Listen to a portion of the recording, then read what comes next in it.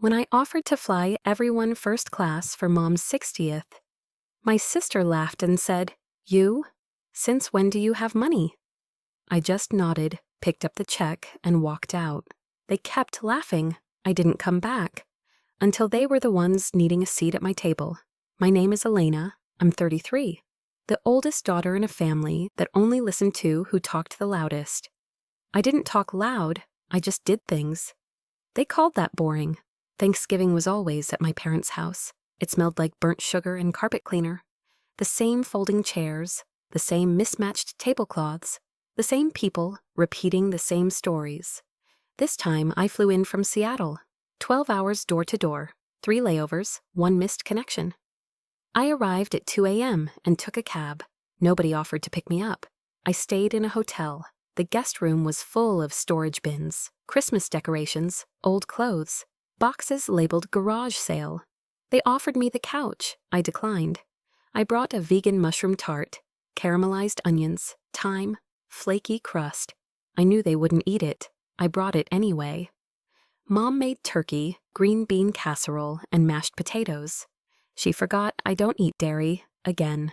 When I mentioned it, she said, "You can just eat around it." I opened the wine I brought, a $90 bottle from a vineyard near my apartment.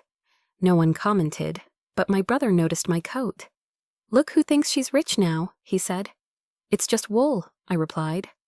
My nephew spilled cranberry sauce on the couch. I cleaned it. No one thanked me. My cousin showed up late, drunk and crying about her ex. Everyone listened. Everyone comforted her. I went back to the kitchen. I carved the turkey, washed dishes, set the table, didn't eat much. Someone brought up jobs. I mentioned the platform I was building, said it helped people manage chronic pain through micro routines. I didn't finish the sentence. My sister interrupted, said her dog learned to ring a bell when it needed to pee. Everyone clapped. I drank more wine. Later, Dad gave his speech. He always did. Talked about family, hard work. Said he was proud of how far we'd come. He listed names, my sister for her engagement, my brother for buying a house, even my cousin for trying her best.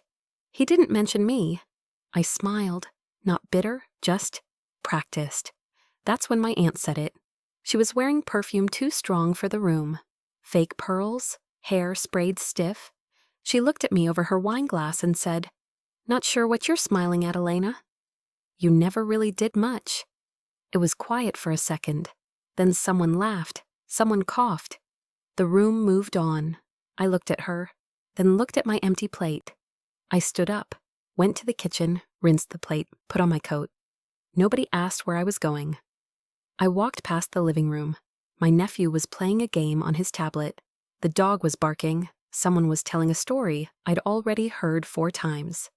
I closed the front door slowly, no slam, no scene, just the click of the latch behind me. Outside, it was already dark, cold.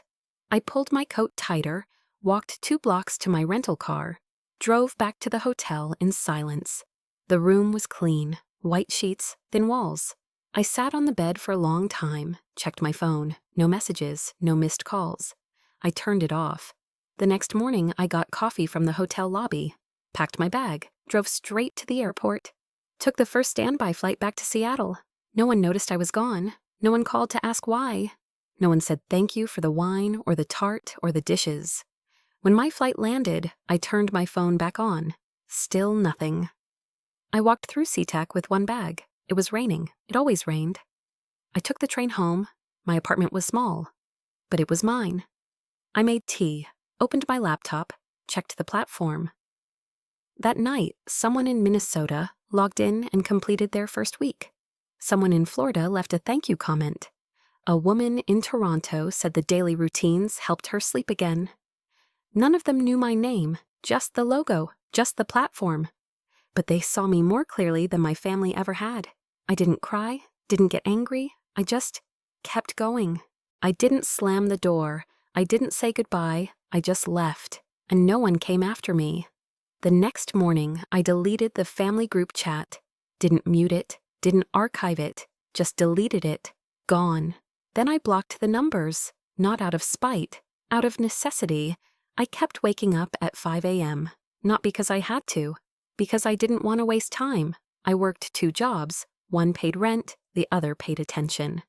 The first was customer support, headset, script, shift from 7 to 3. I said, "Thank you for holding 200 times a day." Nobody yelled, nobody noticed. The second was the platform. I called it Quiet Light. It tracked small habits, 5-minute breathing routines, stretching for joint pain, cold showers, simple, quiet, repetitive. People logged in and stayed. I didn't tell anyone, didn't post about it, didn't pitch it at Thanksgiving.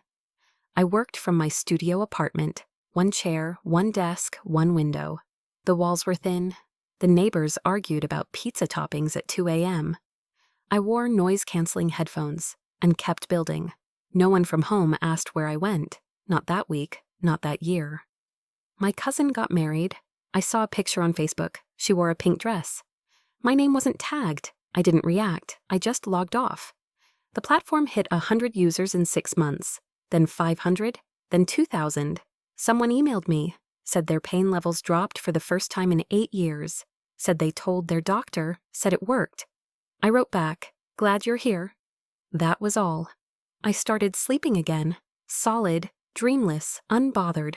I didn't miss birthdays. I didn't miss the group texts. I didn't miss being talked over. My lease ended. I moved to a better place. Bigger windows, real kitchen, still no photos on the walls. I hired a developer, then a designer, then a community manager. They were strangers, but they listened. The app got cleaner, faster, better UI, better retention. I ran the data every Sunday, tight loops, no bloat, quiet systems. I ate the same breakfast every day. Oats, almond butter, 1 egg, then tea. No coffee.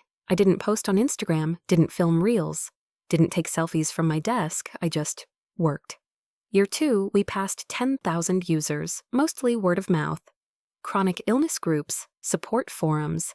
I started getting invited to speak, tech podcasts, startup panels, health conferences.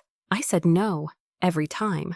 The platform wasn't about me, it was about the people using it at 2 a.m., when the pain flared up again, and no one else was awake. That was enough. I met someone, quiet, kind, didn't ask about my family. I didn't bring it up. He liked to cook. I liked to watch. It worked. I told him about the platform. He asked what I wanted from it. I said, "Nothing loud, just something that works." That was the first time I said it out loud, what I wanted. By year 3, we hit 100,000. I bought a second monitor, a better chair. I paid off my student loans, then my credit card. Then I bought a small condo, 2 bedrooms. One was just for books. I planted herbs in the kitchen, mint, basil, chives. I stopped waiting for calls that weren't coming.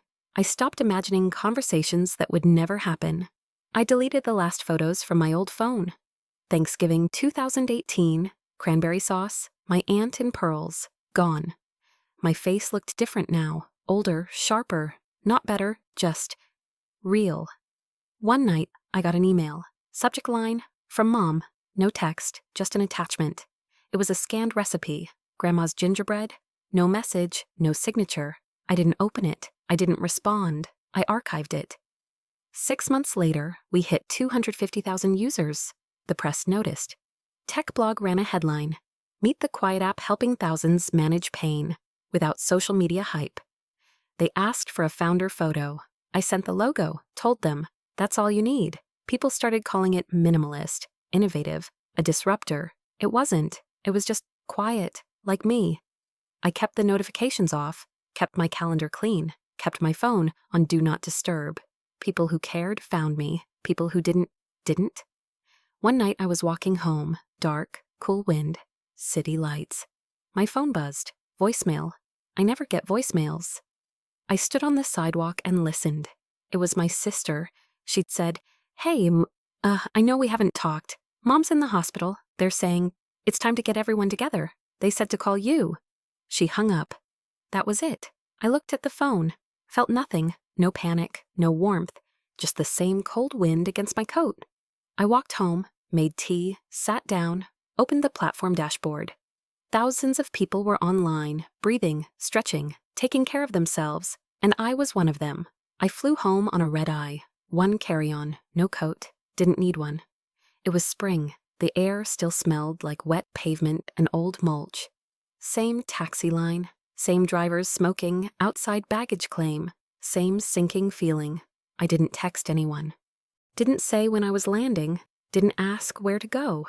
They sent the address, new hospital, outside the city, glass walls, cold lighting, expensive. I walked into the lobby, white tiles, artificial orchids. Everything smelled like sanitizer and lavender. My sister was in the waiting room. Same eyes, same voice. She said, "You look different." I didn't answer. She handed me a visitor's pass. Didn't ask how I'd been. Didn't ask why I came. Mom was asleep when I entered. Her skin looked thin. Her breathing, shallow, like it was rationed. I stood there for 10 minutes. Didn't touch her hand. Didn't say anything. Then I turned around and left the room. In the hallway, my brother was waiting.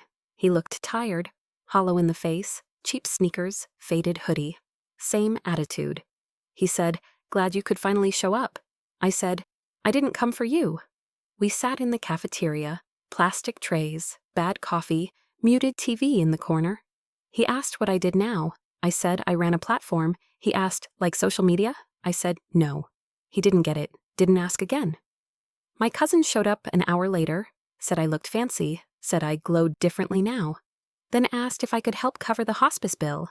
I looked at her, took a sip of my coffee, didn't answer. They started talking like I wasn't there. Same as before, but quieter now, slower. The doctor came in, said it would be days, maybe less. They started planning who would sleep over, who would handle arrangements, who could afford what. They looked at me. I didn't blink. That night, I stayed in a motel. Same cheap art on the wall, same scratchy blankets. I checked the platform. 900 new users that day, 3 countries. One testimonial said, "I've never felt seen before." I turned off the light, didn't sleep. In the morning, my phone buzzed again. It was my father. First call in 4 years. I let it ring, let it stop, then played the voicemail. He sounded old, older than I remembered. He said, "I know you're busy. We all are, but we're trying to make this right. We could use your help." He paused, then, "I hope you're still that girl who always showed up." I wasn't, but I drove back anyway. When I walked into the room, my mother was awake, barely. Her eyes opened. They landed on me, stayed. She didn't smile, didn't speak. But she saw me, really saw me, for once. I pulled a chair next to the bed, sat quietly. After a while, she said, "I didn't think you'd come." I said, "You called?" We sat like that for an hour, no apology, no memories, just silence. Then she said, "I always thought you were too quiet." I nodded. She said, "Turns out that wasn't a bad thing." I didn't answer. That night, she slipped, just faded. No drama, no gasping. She left the way I did, quietly. The funeral was small, church basement, stale sandwiches, photos from old birthdays. They asked me to speak. I said no. My brother did. He cried, said family meant everything. I stood at the back, hands in pockets. Afterward, they gathered around me, said it was good to see me, said I looked well, said I'd always been the strong one. Then came the questions. Was I married? Did I have kids? What did I really do? I told them. I help people feel better. They nodded like they understood. They didn't. My father pulled me aside, said he wanted to redo his will, said he'd been thinking, said he wanted to make it right. I asked, "What's changed?" He said, "Things feel different now." They didn't. He asked if I'd come by the house, sort through old things, maybe talk. I said, "Maybe." But I didn't mean it. My cousin followed me to the car, said she was thinking of starting a business, said maybe I could advise her, said maybe I could invest. I said, "I don't do favors anymore." She laughed, thought I was joking. I wasn't. I flew home the next day, window seat, no turbulence. My apartment was quiet. Sunlight through the blinds, water boiling on the stove. I checked the platform. User 249,998 had just logged in.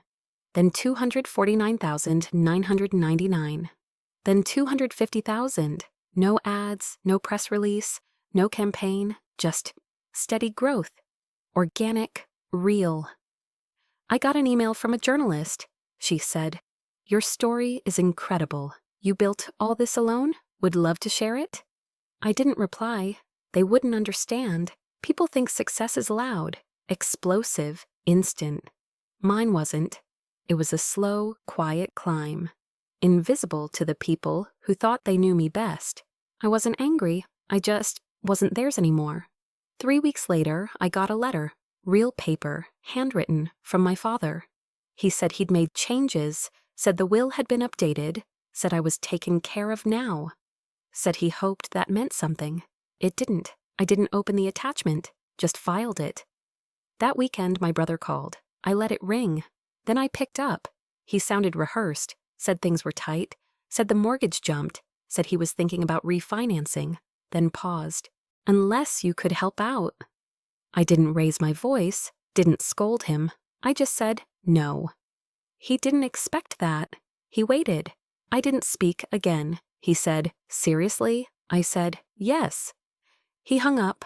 I stood in my kitchen, boiled water for tea, added mint from the window, didn't feel anything, just done. A week later, I rewrote my own will. I made some changes, left nothing to my siblings, left nothing to my cousin, left nothing to the people who asked when it was already too late. I left everything to 3 people.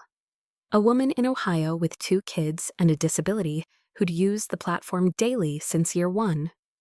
A nurse in Finland who helped translate our routines into Swedish just to help others. A former classmate I hadn't spoken to in years, who once left me a voicemail during the silent years just to say, "I'm still proud of you." They got everything. No ceremony, no note, just actions. I revised the Quiet Light Advisory Board, removed a few early names, added the community moderator who worked weekends for free because she believed in it. I sent my cousin an email. It said, "No, I won't invest. But here's a list of free grants for small businesses in your area. One of them helped me once. Good luck." She never replied. I donated to my aunt's church. Anonymous, $10,000. In memory of the girl who never really did much. I never visited my family's house again, didn't return the key, didn't ask for anything back. My sister sent a Christmas card, said she hoped we could reconnect, said it was what Mom would have wanted. I put it in the drawer, next to the unopened gingerbread recipe. I didn't reply. At night, I'd still check the platform. Users were still logging in, still stretching, still breathing, still healing. I wasn't a CEO, wasn't a success story. I was the quiet one who stayed up late writing code no one saw. I was the name no one remembered at Thanksgiving, until I wasn't. They didn't know how I got here. They didn't ask. They assumed I'd stayed the same. Still the helpful one. Still waiting to be seen. Still holding out hope. They were wrong. They thought I'd come back and give. Like I always had. But I stopped. I stopped fixing things. Stopped covering the bill. Stopped making it easier. That was my revenge. Not flames, not fury, just absence. They still gathered, still told the same stories, still poured wine and said my name with confusion. Why didn't she come this year? She used to be so generous. She changed. I hadn't changed. I just stopped bending. People say revenge is cold, but it's not. It's quiet. Like forgetting a name. Like deleting a number. Like walking away while they're still talking. I got another call last spring. My father fell. He was in a care home now. They needed to settle his accounts. I told them I wasn't the executor. I gave them my brother's number, said he always wanted to be the man of the house, then hung up. I sent flowers, not for him, for the nurse on duty. There was no return address. By then, the platform had doubled. We crossed 500,000, still no ads, still no selfies, still no press tour, just people healing quietly. I was 37, still lived alone, still liked tea over coffee, still took the long way home. Sometimes people asked if I missed my family. I said no, because I didn't miss being invisible, didn't miss being useful, didn't miss proving myself to people who'd already decided I wasn't enough. They thought I was still the quiet girl. I let them believe that as I walked past them for the last time.